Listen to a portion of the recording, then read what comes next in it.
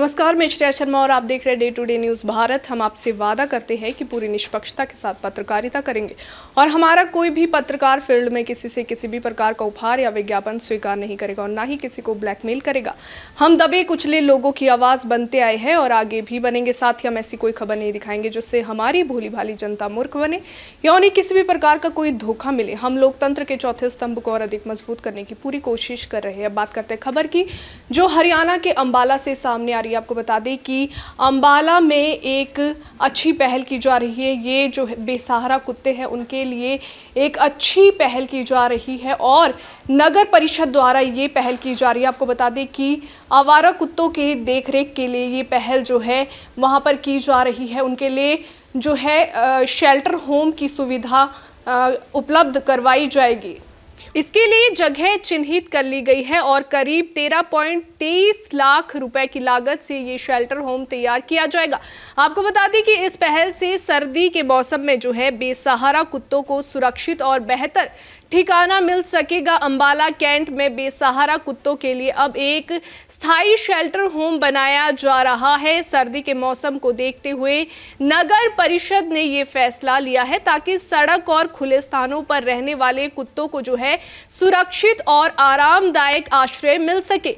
ये shelter home एक जर्जर सामुदायिक केंद्र के जो है जीर्णोद्धार के बाद तैयार किया जाएगा। योजना को अमली जामा पहनाने के लिए नगर परिषद ने जो है निविदा जारी कर दी है, जिसके लिए कुल 13.23 लाख रुपए खर्च किए जाएंगे। इस शेल्टर होम में जो है कुत्तों के लिए खाने और पीने की भी पूरी व्यवस्था की जाएगी। इसके साथ ही उनके रखरखाव और इलाज के लिए भी समुचित प्रबंध किए जाएंगे। यहाँ पशु विशेषज्ञों और अन्य कर्मचारियों की तैनाती भी की जाएगी ताकि जरूरत पड़ने पर कुत्तों को जो है तुरंत चिकित्सीय सहायता मिल सके। वहीं नगर परिषद द्वारा अंबाला कैंट में कुत्तों की नसबंदी का कार्य भी लगातार किया जा रहा है। अब तक करीब 100 कुत्तों की नसबंदी की जा चुकी है, लेकिन इसके बावजूद गली मोहल्ले, बस अड्डे और रेलवे स्टेशन जैसे इलाकों में बेसहारा कुत्तों की संख्या अभी भी काफी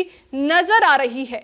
इसे देखते हुए नगर परिषद ने संबंधित एजेंसी को इन स्थानों पर विशेष कार्रवाई करने के निर्देश दिए हैं। वहीं रिहायशी इलाकों में भी कुत्तों की संख्या बढ़ती जा रही है, जिसे नियंत्रित करने के लिए आगे भी अभियान जारी रहेगा। स्ट्रे डॉग्स की बात करें तो स्ट्रे डॉग्स को लेके माननीय सुप्रीम कोर्ट हैं, जो हमारे एपेक्स कोर्ट है, उनके द्वारा 2 इम्पॉर्टेंट ऑर्डर्स किए गए हैं और ये हाल फिलहाल में 1 अगस्त का ऑर्डर था, एक 7/11 का ऑर्डर है। तो उसमें जो स्ट्रे डॉग्स हैं उनके रिहेबिलिटेशन और उनकी देखरेख, उनकी देखभाल और किसी भी प्रकार की क्रूएलिटी उन पर ना हो, वो सारी बातें बड़ी सेंसिटिविटी से ध्यान में रखते हुए जो ऑर्डर जारी किए गए हैं।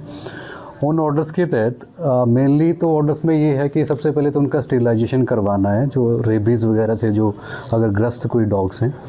तो पहले ऑर्डर ये किया गया था कि स्टेरिलाइज करवा के उनको शेल्टर में आप अपने रखें, लोकल बॉडी मेंटेन करें।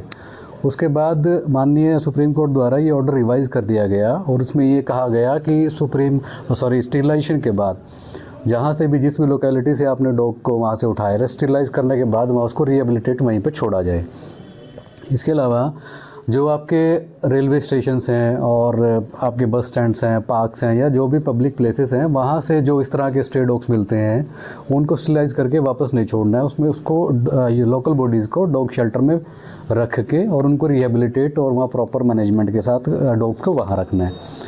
इसी कनेक्शन में नगर परिषद अम्बाला सदर के द्वारा रामबाग रोड पे एक हमारा कम्युनिटी सेंटर था, जहाँ पे हम उसको यार्ड के तौर पे यूज़ करते हैं, जहाँ हमारे इक्विपमेंट्स खड़े होते हैं। वहाँ पे लगभग 14 लाख का हमने एस्टीमेट बना के और उसका टेंडर फ्लोट किया है, ताकि जो भी हमारी इंस्ट्रक्शंस हैं, तो माननीय कोर्ट की हैं चाहे वो डिपार्टमेंट्स के सेक्शंस हैं, उनके अकॉर्डिंग डॉग शेल्टर एस्टेब्लिश किया जाए। उसमें जितनी भी बेसिक फैसिलिटीज़ जो दी जानी है, चाहे वो खाने की हैं, चाहे वो उनकी प्रॉपर रख रखाव की है, चाहे उनकी मेडिकल फैसिलिटी है, चाहे उनकी वैक्सीनेशन की फैसिलिटीज़ हैं, चाहे उनकी टैगिंग की फैसिलिटी है, सारी उसमें प्रावधान करते हुए वो फैसिलिटी लोकल बॉडी के द्वारा इस्टेब्लिश की जानी है। दूसरा, उसमें जो एनिमल बर्थ कंट्रोल 2023 के जो रूल्स हैं उन सभी की उसमें अनुपालना होनी चाहिए, और किसी भी प्रकार की क्रुएलिटी या फिर इस तरह की चीज़ें जो कि एनिमल वेलफेयर में ना जाएं, वो सारी अमल में नहीं लाई जानी चाहिए। इसके साथ ही एक इन्फॉर्मेशन ये है कि नगर परिषद या फिर लोकल बॉडीज़ के द्वारा जगह जगह पे फीडिंग पॉइंट्स मेंटेन करने हैं। आप अगर देखेंगे तो इधर उधर स्थानों पे वो बड़ी हैफेजार्ड मैनर में फीडिंग पॉइंट्स बना दिए जाते हैं लोगों को। कहीं भी खाना डाला जाता है तो वहाँ पे बहुत सारे डॉग्स हैं इकट्ठे होके न्यूसेंस क्रिएट करते हैं। वो जो सारा जो मैंडेट दिया गया है वो लोकल बॉडी को दिया गया है, नगर परिषद के द्वारा प्रत्येक वार्ड या प्रत्येक ऐसी जगह चिन्हित करते हुए ऐसे फीडिंग पॉइंट्स बनाने और प्रॉपर उनका मैनेजमेंट भी करना है।